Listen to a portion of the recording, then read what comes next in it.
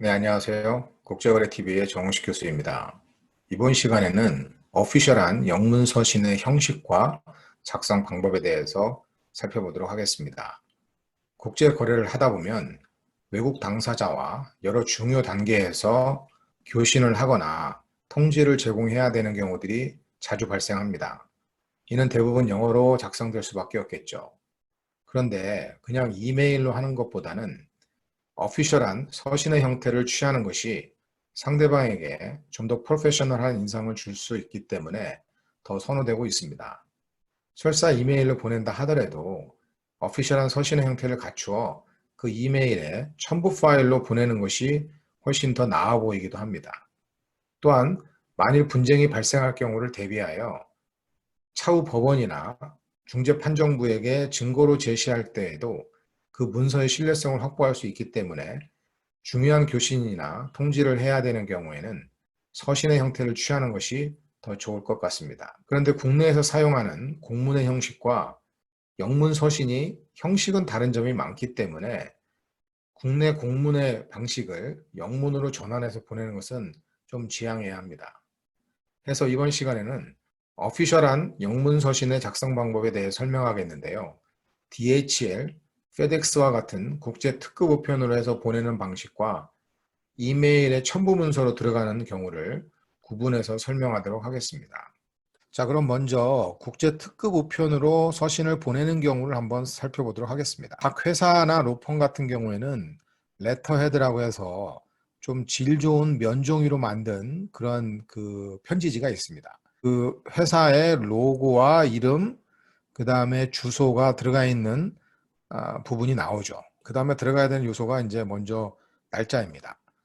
이 서신이 작성된 날짜이고, 이거는 이제 그 달이 중간에 들어가는 경우죠. 그 다음에 여기 이제 수신에 관한 정보가 들어가야 되겠죠.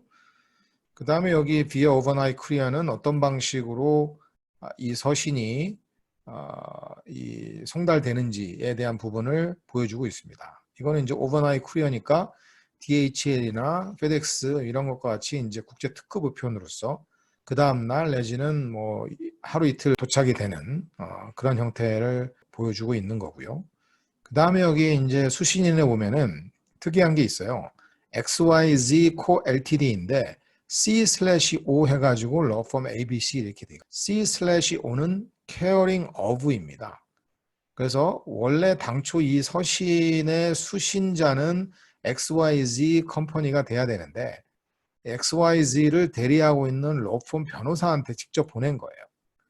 그래서 caring of는 이 XYZ를 대리해서 대리인으로 역할을 하고 있는 로펌이다 라는 것을 알려주는 거고요. 그 로펌의 주소가 들어가고 그 다음에 직접적인 그 수신인이 해당이 되는 미스터 저스틴 청을 이렇게 넣습니다. 그 다음에 RE는 이제 regarding 해서 이 서신이 쓰여진 목적, 이 서신에 관련된 사안이 어떤 사안인지 그거를 이제 보여주는 것이고요.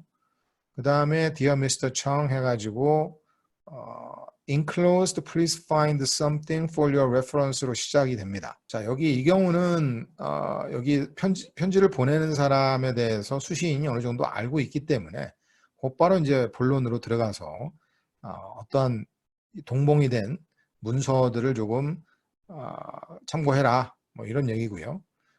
동봉이 됐기 때문에 이제 enclosed인 거고요. 이메일로 첨부하는 경우는 이제 enclosed가 아니라 attached라고 할 수 있겠습니다. 이 영문 서신의 경우에는 뭐 우리나라 국내 공문에서는 귀사의 뭐 일익번창을 기원합니다. 뭐 이런 의례적인 인사말을 쓰는 경우들이 많이 있는데 그런 경우들은 거의 생략하고요.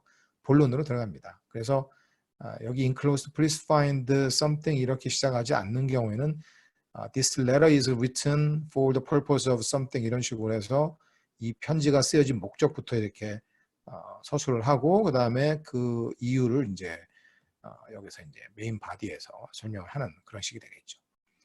그 다음에 두 번째 페이지로 넘어가게 되면은 한 페이지로 안 되는 경우들이 많아요. 그래서 두 번째, 세 번째 페이지로 넘어가는 경우들이 거의 대부분인데 여기 보면은 이제 위에 그 머리글에 XYZ Co Ltd Mr. Justin Chung 30 March 2020 페이지 2.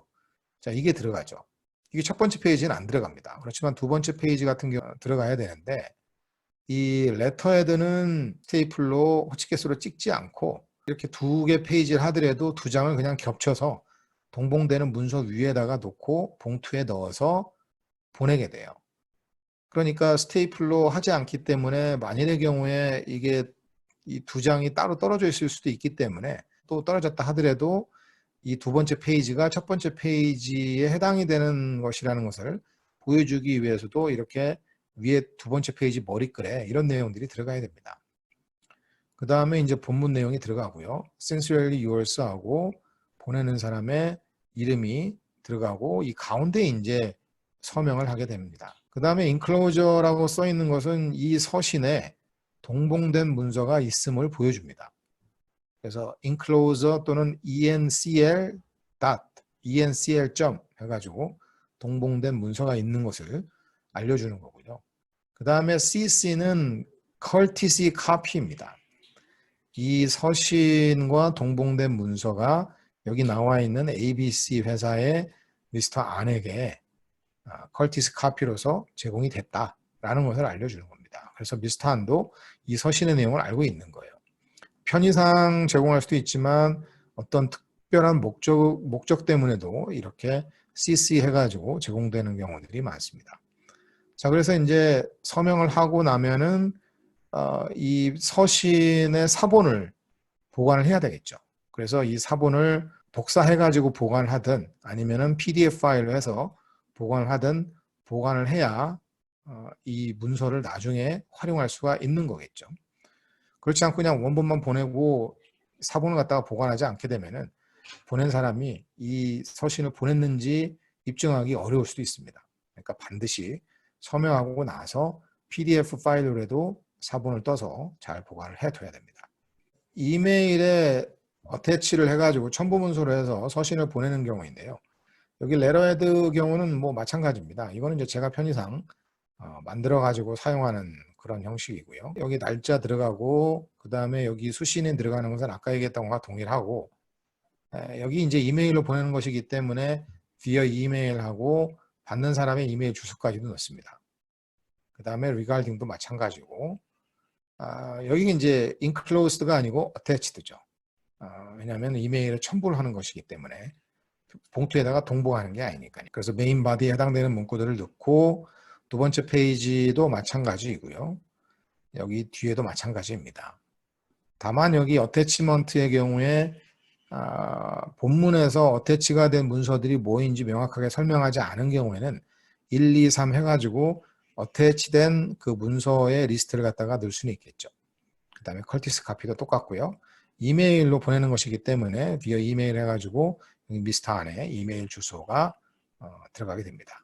그 다음에 여기 이제 서명을 하고 이것도 이제 PDF 파일을 떠가지고 이제 첨부를 해야 되니까 어차피 PDF 파일 생성이 되는 거고 이제 이걸 잘 보관을 하면 되겠습니다. 이런 식으로 해야 상대방 입장에서도 볼 때 상당히 프로페셔널하게 접근을 하고 있구나 이렇게 알 수가 있습니다. 그리고 나중에 증거로서 활용할 수 있는 여지가 상당히 크고요. 자, 그래서 오늘은 이렇게 영문 서신의 형식과 작성 방법에 대해서 살펴보았습니다. 궁금하신 점 있으면 댓글 남겨주시고요. 네, 감사합니다.